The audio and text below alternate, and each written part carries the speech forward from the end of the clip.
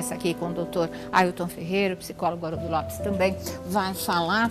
Pode ter sido realmente a embolia, aliás, o voo que provocou a embolia, porque na verdade ele já tinha vindo de uma viagem muito recente a Nova York, são 9 horas para ir, 9 horas para voltar, não é? Depois pegou essa viagem para Manaus, e assim, tudo bem, não foi, o diagnóstico é o seguinte, não havia mais câncer, zerado, não foi a doença que provocou a embolia, mas o tratamento não deixa sequelas, como má circulação, por exemplo, aliada já a ter mais de 60 anos e de repente a pessoa não ter condições de fazer voos tão longos ou ficar por um período maior. Toda pessoa, inativo. principalmente acima dos 40, 50 anos, que faz viagens longas, não precisa ser só avião, não, carro também, ônibus, em que fica com a perna parada, precisa, durante a viagem, levantar, andar dentro do avião. Tá. Descer do carro a cada hora, fazer parada. Certo. Ou quando estiver dentro sentado no banco, fazer esses movimentos de flexão como e extensão do pé, dirigindo, contraindo a panturrilha. Entendi. Isso aqui ajuda o sangue a voltar, não é? Agora, a viagem, eu tenho certeza que formou o êmbolo. É mesmo. E a viagem do avião pior? É pior? É pior. Por quê? Porque dentro do avião, a pressão atmosférica é menor, outra, né? Você tem menor nível de oxigênio e todos esses fatores juntos produzem no indivíduo uma desidratação. Entendi. A desidratação favorece a formação do coágulo. Agora, isso aí que seria, doutor Ailton, o que eles chamam da síndrome da classe econômica?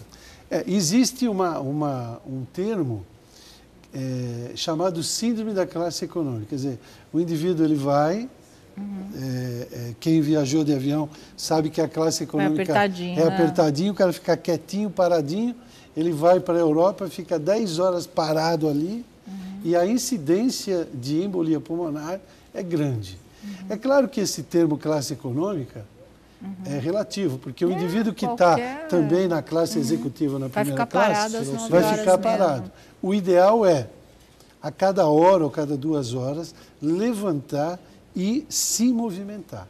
Aquelas pessoas que têm uma tendência já, por uma série de motivos, de formar trombos, aí o médico preventivamente administra medicamentos. Certo, específicos para isso. Específicos não é nada para que isso. todos nós preventivamente, possamos tomar para prevenir. Não. Preventivamente, por exemplo, um exemplo, é o AS infantil, que muitas pessoas tomam por conta do coração. Certo. O vinho tinto, ele tem uma substância chamada resveratrol, que afina o sangue. É bom tomar durante o voo também? Também é bom tomar. Né? Mas o importante é o quê? Não ficar grandes períodos imobilizado. Se movimentar, realmente. Fala, Haroldo. Não, é que isso é mais frequente do que a gente imagina, né? É verdade. É que o Marcos Paulo passou por essa situação, ninguém esperava isso, mas é que isso realmente acontece nos voos com uma frequência muito maior do que a gente imagina. E a minha pergunta também seria o seguinte, isso seria mais propenso nas pessoas sedentárias do que aquelas que têm uma atividade física ou é indiferente? Olha, hoje se sabe, o indivíduo opera de hérnia. Antigamente o indivíduo ficava 3, 4 dias na cama. Opera de hérnia de manhã, à tarde já tem uma enfermeira fazendo ele andar. Operou de varizes. De 2 em 2 horas eu não quero ser aí, eu quero ser andando dentro do quarto. Não é? Porque se sabe hoje que a inatividade, o repouso, forma coágulos e o indivíduo está bom, na hora que ele vai embora para casa, no corredor, no elevador, ele cai morto por conta da embolia. Não é? Mas não pode completar. Então é importante, não é? As pessoas saberem que existe isso. E não é, como você disse, não é tão raro, não. O ser humano é frágil. Claro. Ele é frágil. E fala-se que no momento do embarque ele já estava com mal-estar, com febre, alguma ele coisa teve ele durante tinha. uma semana, né? Falaram até em malária. É. O que é a malária? A malária é transmitida por um mosquito, que é um anófilos, um mosquito prego, que inocula um protozoário, que é o plasmodium, que existe basicamente 4 tipos de plasmodium: o vivax, o falciparum, o malária e o ovale. O período de incubação, quer dizer, o período em que a doença vai se manifestar, não é?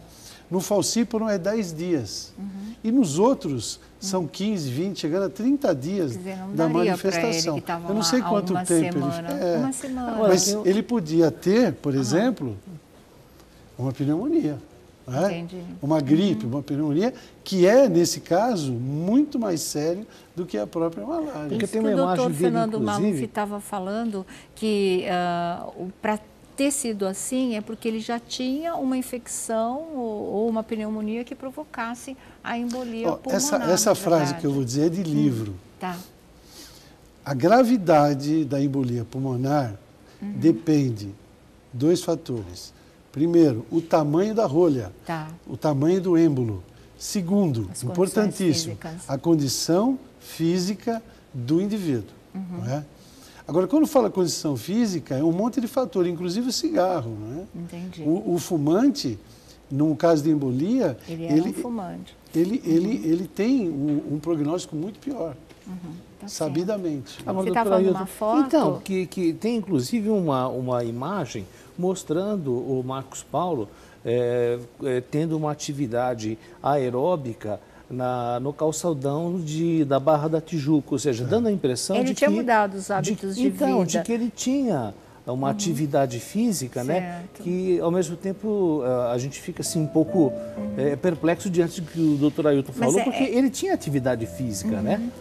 Mas que se sabe que os prejuízos do cigarro, você pode parar 10 anos de fumar, você ainda vai ter um preço a pagar nessa história toda. Já já o senhor fala disso pra gente, tá?